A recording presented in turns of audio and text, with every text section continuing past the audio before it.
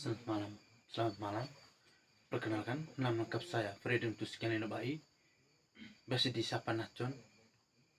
Di sini saya akan memaparkan my mapping saya tentang teori-teori musik menurut para ahli. Di sini saya memaparkan ada 4 tokoh atau para ahli yang bergelut di bidang musik dan teori-teori menurut mereka masing-masing. Jadi yang pertama itu tentang si Dalcroze. Dalcroze itu ia menyatakan musik adalah pendekatan pendidikan musik yang menggunakan gerakan tubuh untuk hidupkan dan memahami ritme. Terus yang kedua itu solfeggio. Solfeggio itu menurut dia itu sangatlah penting karena dapat digunakan untuk memahami nada, digunakan untuk bernyanyi dengan secara lebih baik. Terus yang ketiga itu improvisasi musik. Jadi menurut Dalcroze, improvisasi musik itu untuk bisa mengimprove sebuah lagu dan mengkreasikan lagu itu sehingga menjadi lebih baik dengan tidak menghilangkan karakter lagu tersebut.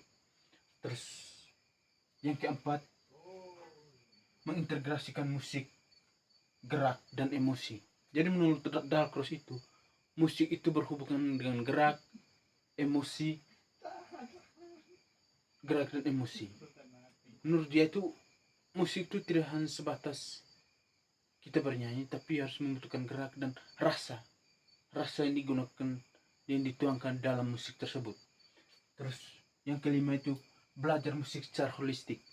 Jadi menurut dia tuh belajar musik itu bukan hanya kita paham membaca not dan lain-lain, tapi belajar musik itu harus melalui rasa dan kenyamanan di saat kita belajar musik.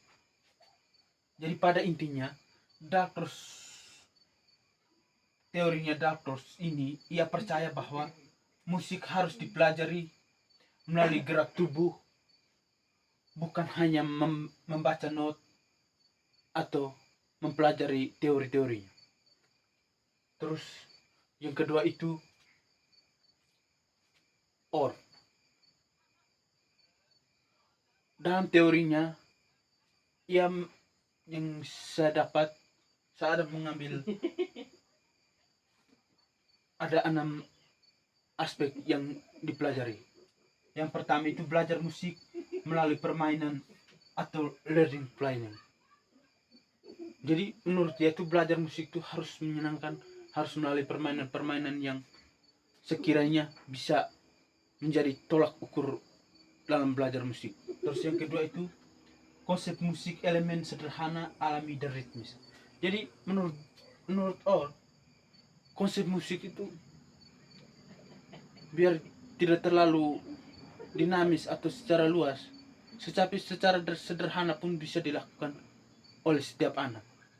Terus yang ketiga itu banyak menggunakan alat perkusi. Jadi menurut Orff, belajar musik itu gampang tuh ketika kita belajar musik alat perkusi. Misalnya drum, gendang, drum, dan lain-lain. Terus yang keempat, integrasi musik dan gerak bahasa. Jadi menurut Orff, integrasi musik itu sebuah integrasi dan gerakan itu harus sesuai ritme atau ketukan yang dibuat. Terus yang kelima, materi yang diambil dari lagu dan dari permainan rakyat. Dan menurut dia itu permainan rakyat atau lagu-lagu yang dimainkan itu harus betul-betul merakyat. Jadi itu merupakan hal-hal sederhana yang menurut dia itu sangatlah mudah untuk dipelajari. Terus yang ketiga itu menurut Kodali. Kodali memaparkan ada 6 materi juga, yang di sini saya mengambil ada 6 materi pokok penting juga. Yang pertama itu musik adalah hak setiap anak. Jadi belajar musik itu menurut dia itu adalah hak setiap anak. bukan hanya orang-orang tertentu saja yang bisa belajar musik atau orang-orang yang memiliki bakat dalam bermusik, tetapi belajar musik juga biar orang yang tidak punya bakat, kalau dia memang punya keinginan untuk belajar musik, buat apa tidak toh? Ya. Terus itu yang pertama. Yang kedua, pembelajaran musik dimulai dari bernyanyi. Jadi menurut Kodali itu pembelajaran musik itu dimulai dari bernyanyi. Ketika kita bernyanyi, berarti kita sudah mengerti apa itu musik, bagaimana kita bisa merasakan ritmenya sebuah lagu, bagaimana kita bisa merasakan halus kasarnya sebuah lagu. Itu menurut Kodali. Terus yang ketiga, besar menggunakan solmisasi dan hand sign. Jadi menurut dia tuh, ketika kita belajar menggunakan solmisasi, kita dapat merasakan atau menebak not atau mempelajari not-not tersebut, atau kita bisa mempelajari syair-syairnya atau nada-nada yang kita gunakan itu. Yang keempat, fokus pada literasi musik bertahap dari sederhana ke kompleks. Jadi pada teorinya dia mengajak bahwa harus fokus pada hal-hal sederhana toh. Ketika kita belajar hal-hal sederhana, ketika mulai naik sedikit demi sedikit, itu akan membuat kita lebih paham tentang bagaimana kita harus bermusik. Terus yang kelima itu, learning sangat penting untuk musikalisasi. Itulah teori-teori dari Kodali. Terus yang berikut, teori dari Suzuki. Suzuki juga ada beberapa macam teori di sini yang saya ambil, yaitu yang pertama tentang belajar musik seperti belajar bahasa ibu. Jadi menurut Suzuki itu, belajar musik itu seperti kita belajar bahasa ibu, belajar bahasa sehari-hari. Jadi teorinya itu sangat relatif dengan kehidupan kita sehari-hari. Terus yang kedua itu, mendengar, meniru, dan mengulang baru membaca.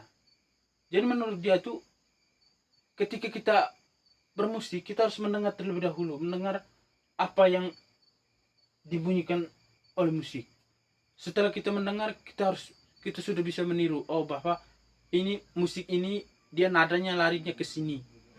Setelah itu di bagian lagu yang ini, di bagian lirik yang ini arahnya harus kasar atau harus lembut.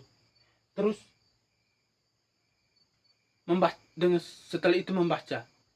Setelah kita mendengar, meniru, jadi sudah pasti kita sudah bisa membaca apa yang sudah kita dengarkan, apa yang sudah kita tiru. Ya. Terus yang berikutnya tentang setiap anak bisa belajar musik bukan karena bakat. Ya, menurut dia juga sama seperti teorinya Kodali.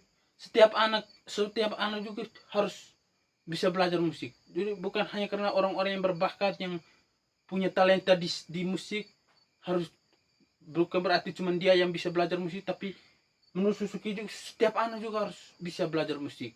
Meskipun dia tidak memiliki bakat, kalau dia punya keinginan, dia punya kemauan, atau punya dukungan dari berbagai pihak atau dari lain hal, juga dia bisa belajar musik. Terus yang berikutnya, orang tua berperan penting dalam hal anak belajar musik. Jadi peranan orang tua di rumah maupun di mana saja itu sangatlah penting. Jadi dukungan orang tua menjadi motivasi terbesar buat anak untuk bisa belajar musik. Jadi ketika anak belajar musik tidak diiringi oleh dukungan orang tua, jadi istilahnya hampa. Jadi tidak bisa dilakukannya dengan benar atau dengan tulus. Kalau dengan dukungan orang tua, berarti anak itu menjadi semangat untuk belajar musik. Terus yang kelima itu, repetisi pengulangan adalah kunci. Jadi menurut Suzuki itu, percuma kalau kita belajar musik, kalau kita tidak mengulangi setiap apa yang sudah kita pelajari, itu menjadi hampa atau akan menjadi tidak bisa. Kalau kita mengulangi terus apa yang sudah kita belajar, mengulang terus, hasil akhirnya kita bisa belajar di musik itu, dan kita bisa bermain alat musik itu. Sekian presentasi dari saya, mohon maaf bila ada kesalahan kata. Sekian dan terima kasih.